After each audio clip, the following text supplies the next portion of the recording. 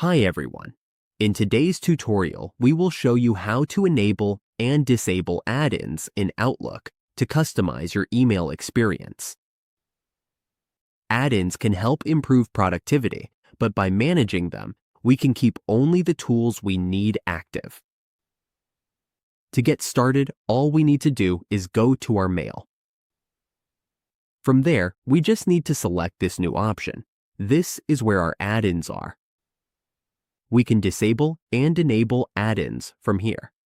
For example, if we click this one and go to the Get Add-ins section, we can enable an admin add-in by clicking Add and then Continue. As we can see, it is now enabled in Microsoft Outlook. To disable it, we just need to click the three dots and select Remove. Once we do that, the add-in is now disabled. And that is how we can enable or disable add-ins in Outlook in just a few simple steps. We can control which features are active and keep Outlook running smoothly.